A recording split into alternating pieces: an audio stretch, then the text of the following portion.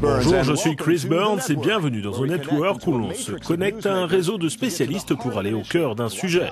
Attention, ils ont 25 secondes maximum pour répondre, sinon gare. Voyons quel est le thème du jour.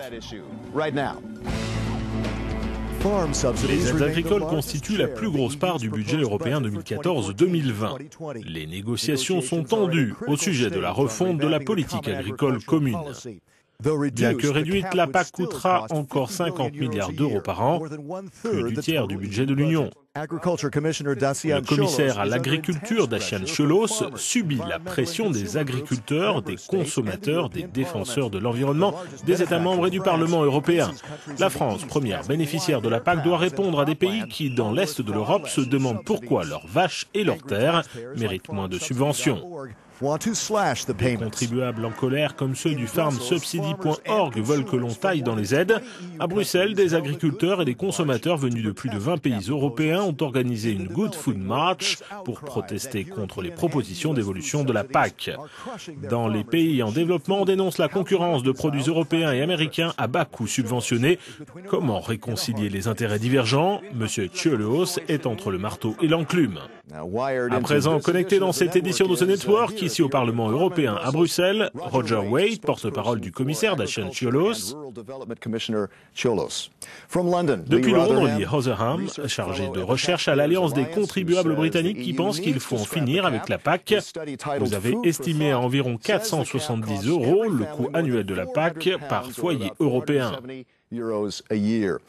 Et depuis Berlin, Ursula Hudson, présidente de Slow Food Allemagne et membre du comité exécutif de Slow Food International, l'ONG voudrait que l'on mette au cœur de l'agriculture européenne la production durable à petite et moyenne échelle.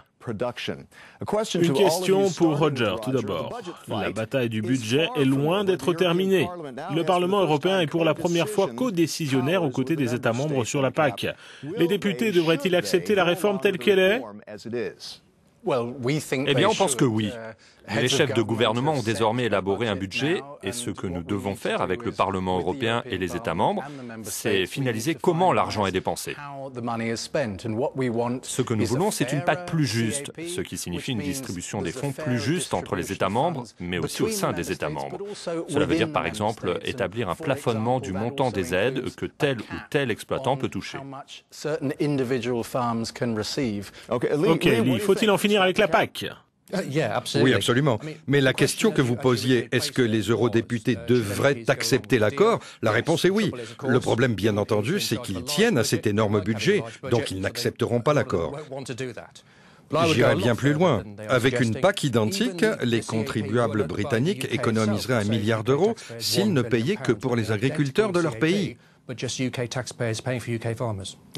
Ursula, qu'en pensez-vous ? On doit mener une réforme, mais une vraie réforme, comme l'a dit Roger Waite un peu plus tôt. On a besoin d'une réforme pour une PAC plus juste et plus verte. Et si on peut y arriver, alors nous pourrons avancer. D'après les prévisions budgétaires approuvées en sommet, les dépenses agricoles doivent baisser d'environ 13% et représenter à peu près 38% du budget européen total pour les 7 prochaines années. Les coupes vont-elles trop loin ou pas assez? Lee.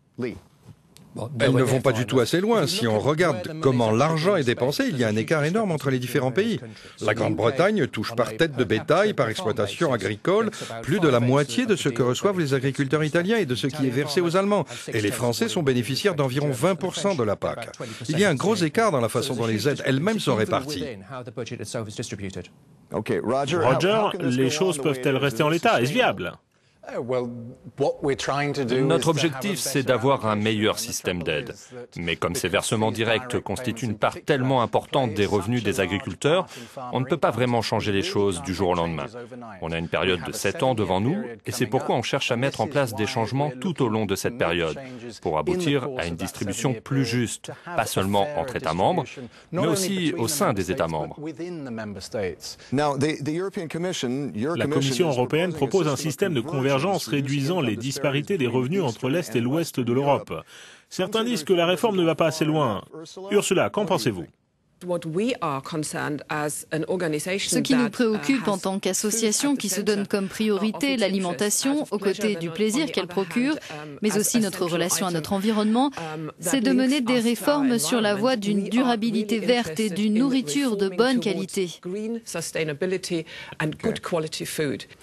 Bien, la Commission propose de conditionner les aides à hauteur de 30% au respect de mesures environnementales comme la diversification des assolements, les prairies permanentes et la préservation des paysages. Tout ceci s'intègre à un verdissement de la PAC. Mais les petits exploitants ne sont pas concernés. Roger.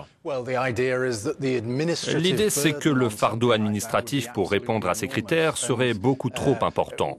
Et la tendance, c'est quand même que les plus petits exploitants prennent soin de leurs haies et de leurs terres pour préserver l'environnement. L'objectif avec ce verdissement des aides, c'est d'éviter qu'il y ait de la monoculture un peu partout et s'assurer que, par exemple, les agriculteurs n'exploitent pas des terres non cultivables simplement pour toucher des subventions. Ok, je me tourne vers Lee.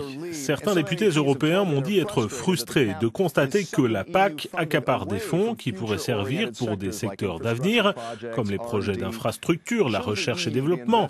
L'Union devrait-elle davantage investir et moins subventionner ? Cela dépend de ce qu'on entend par investir, parce que l'investissement, pour certains, c'est une dépense. Certains de ces fonds n'offrent pas le meilleur retour sur investissement et devraient être dépensés au niveau national. Ok, vous n'êtes pas tombé dans le piège. Je m'adresse à Ursula à présent. Ursula, votre association Slow Food et les Amis de la Terre réclame que l'on encourage les exploitations familiales à se détourner de l'agriculture industrielle. Votre credo, c'est un peu tout ce qui est petit et beau, mais peut-on nourrir l'Europe et le reste du monde de cette façon ? Eh bien, à l'échelle de la planète, on produit de l'alimentation pour 12 milliards d'habitants.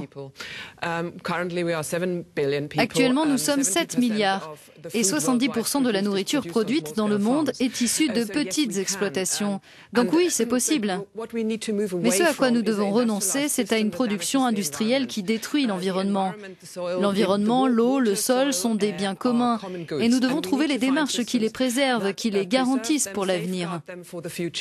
Ok, dans les pays en développement, comme nous l'avons dit en début d'émission, on estime que les subventions américaines et européennes perpétuent un cercle vicieux de dépendance aux aides.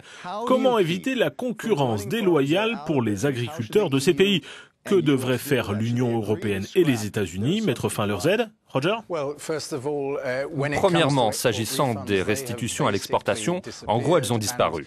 Et puis nos importations en provenance des pays en développement sont plus élevées qu'aux États-Unis, au Canada, au Japon, en Australie et en Nouvelle-Zélande, tous réunis. Donc cela devrait donner aux agriculteurs de ces pays l'opportunité de se développer. Les protestations des pays en développement incitent-elles à mettre fin à la PAC ?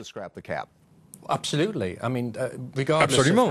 Malgré le fait que la situation actuelle soit meilleure comparée à il y a quelques années, il reste des barrières énormes. La raison pour laquelle le groupe de Cairns et d'autres pays producteurs veulent plus de libre-échange, c'est qu'ils veulent faire baisser les prix à la production et garantir aux producteurs des pays en développement un meilleur accès au marché.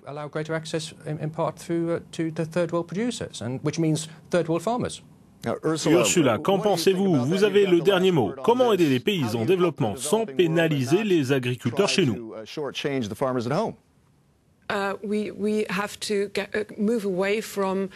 Nous devons renoncer à faire de l'Europe l'un des plus gros exportateurs de viande, mais aussi d'autres produits issus de l'agriculture, vers d'autres pays et vers les pays en développement, ce qui nuit à leur production agricole. Je pense que c'est la première étape. On doit s'assurer que nos ailes de poulet et nos surplus issus de nos habitudes de consommation n'atteignent pas leur marché sur place et ne les détruisent pas. Le système serait plus juste et ce serait un bon début. Merci Ursula, c'est tout pour aujourd'hui. Je voudrais remercier nos invités, Roger Waite, Lee Rotherham et Ursula Hudson. C'était Chris Burns et à bientôt pour une prochaine connexion à The Network.